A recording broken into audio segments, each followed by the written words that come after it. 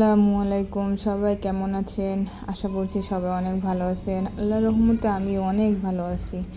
তো এইখানে কিছু নাগামরিচ নিয়ে আসছিল আপনাদের ভাইয়া, প্রায় 1 কেজির মতো হবে। তা এতগুলি তো আর একসাথে সব আচার দেওয়া সম্ভব না, কিছু রেখে দিচ্ছি যাতে আমি পুনরায় আবার আম দিয়ে আচারটা দিতে পারি। তো এখন আজকে অর্ধেকটা ফ্রিজে রেখে দেব, আর অর্ধেকটা দিয়ে আচার করব। তো এখানে ব্লেন্ডারে আমি 2টা টমেটো নিয়ে নিয়েছি, সাথে নাগামরিচগুলি ধুয়ে পরিষ্কার করে তারপরে ব্লেন্ডারে দিয়ে দিচ্ছি, ব্লেন্ডার করে নেব। তো এখানে আমি আর নাগামরিচের আচার আমার কাছে খুবই ভালো লাগে, অনেক পছন্দ আর কি। একদিন আপনাদের ভাইয়া নারায়ণগঞ্জ ছিল, নারায়ণগঞ্জে যখন বদলি ছিল আসার সময় সে আমার জন্য আর কি একটা প্রাণ রেডিমেড যে নাগামরিচের আচার পাওয়া যায় সেটা নিয়ে আসছিল।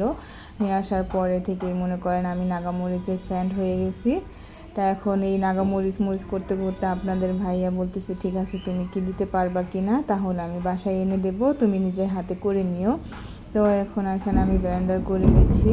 তো এখানে আমি কিছু জলপাই আমি ফ্রোজেন করে রেখে দিয়েছিলাম সিদ্ধ করে, আর এখানে কিছু আমান রসুন, সরিষার তেল, আর যে ব্লেন্ডার করেছিলাম টমেটো আর নাগামরিচ একসাথে, আর সরিষা বাটা, রসুন বাটা। তো এখানে আগেই আমি আধা কেজির মতো তেল দিয়ে দিয়েছিলাম, তা মনে করেছি তেল কম হয়ে যাবে, পরে আরও 250 গ্রামের মতো তেল দিয়ে নিয়েছি। তো এখানে আমি আবার সরিষা বাটা, রসুন বাটাটা দিয়ে দিলাম। পাঁচফোড়ন আমি এখনই দেব না, আরও পরে দেব। তো দেওয়ার পরে এখানে তেলের সাথে আমি কিছুক্ষণ ভেজে নিচ্ছি। ভেজে নেওয়ার পরে আমি বাকি উপকরণগুলি দিয়ে দেব।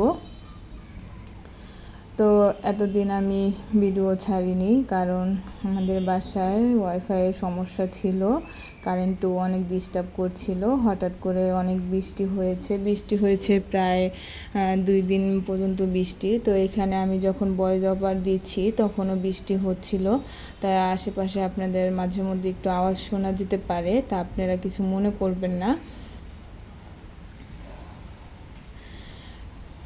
তো এখানে আমি জলপাইগুলি দিয়ে দিয়েছি, দিয়ে এখন কিছুক্ষণ ভেজে নেব।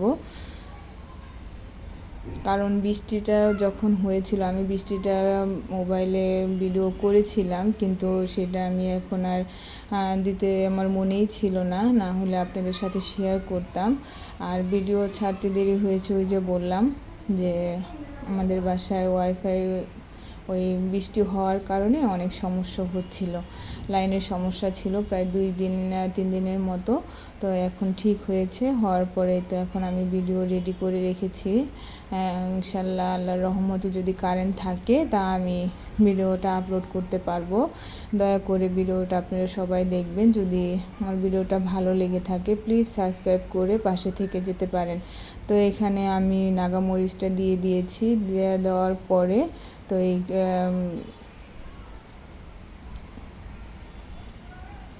দিয়ে দেওয়ার পরে তো আমি ওই ব্লেন্ডারটার মধ্যে একটু ভিনেগার দিয়ে ভালো করে ধুয়ে পরে ভিনেগারটা ঢেলে দিয়েছি। তারপরে দিয়েছি তেঁতুল গুলানো টক, কারণ ওটা আমি দেখাতে ভুলে গিয়েছি।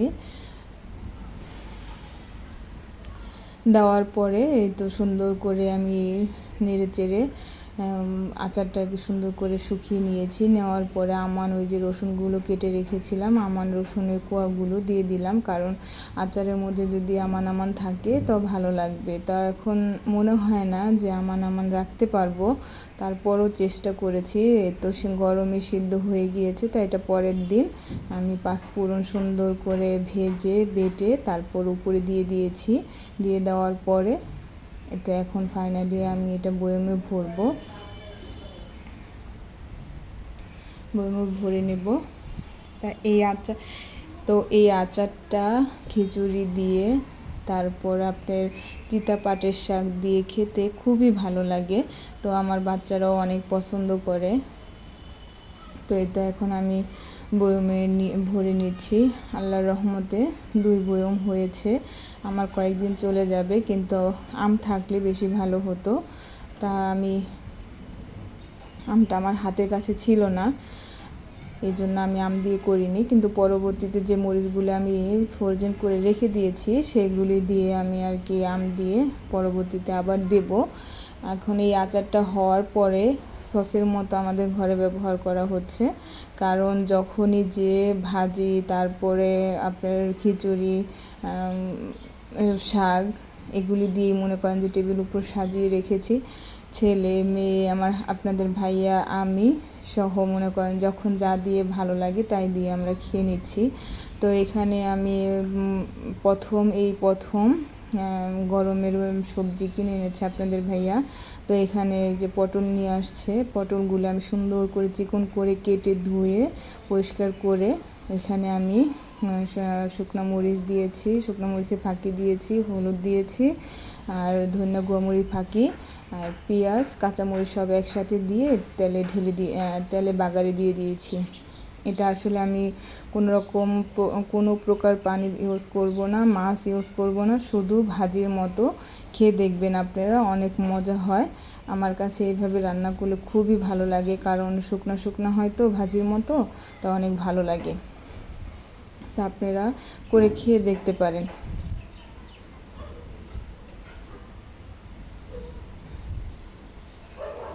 এখানে আবার ঢেকে দিয়েছি।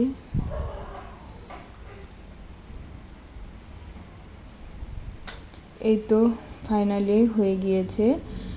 ভাজিটা দেখতে আপনাদের কাছে কেমন লাগছে জানি না, কিন্তু খেতে এবং কি দেখতে অনেক ভালো হয়েছে।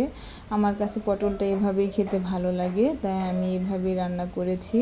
তা আমার ছেলে মেয়ে সবাই খেয়ে খুব প্রশংসা করেছে। এই তো আমার মেয়ে তো বাসায় নেই, ও তো কলেজে চলে গেছে। আপনাদের ভাইয়া আমার পাশে বসে খাচ্ছিল, কিন্তু আপনাদের ভাইয়াকে আমি ভিডিও নিচ্ছিলাম না, কারণ উনি আসলে গোসল করে খাওয়ার জন্য বসে গিয়েছিল, এই জন্য। আর ছেলেও স্কুলে, এখন আমার খাওয়াটাই আমি আপনাদের সাথে ভিডিও করছি। তো ভিডিওটা বেশি আর বড় করব না, তাই এখন খাবারটা আপনাদের সাথে শেয়ার করছি, কারণ খেতে যে কি দারুণ হয়েছে, কি ভালো লাগছে, তা হিসাব ছাড়া আপনাদের বললে বোঝাতে পারবো না। তাই তো সাথে আবার একটু বোম্বাই মরিচের আচার নিয়ে, নাগা মরিচের আচার নিয়েছি। খুবই মজা লাগছে গরম ভাতের সাথে। তা ভিডিওটা আর বেশি বড় করব না। যদি ভিডিওটা কারো ভালো লেগে থাকে প্লিজ লাইক কমেন্ট করে পাশে থাকবেন। আপনাদের সাপোর্টে অনেক দূর এগিয়ে যেতে পারবো। আর একটা লাইক দিলে, আপনারা যখন লাইক দেন তখন মনে করেন যে একটা উৎসাহ পাই, আর আপনি যখন কমেন্টে জানান তখন মনে করেন যে ভিডিও বানানোর জন্য আরও উৎসাহ লাগে। তা আশা করব আপনারা সবাই ভালো থাকবেন, সুস্থ থাকবেন, আমাদের পরিবারের জন্য সবাই দোয়া করবেন, আমিও সবার জন্য দোয়া করব। ভিডিওটা আর বাড়াবো না। আসসালামু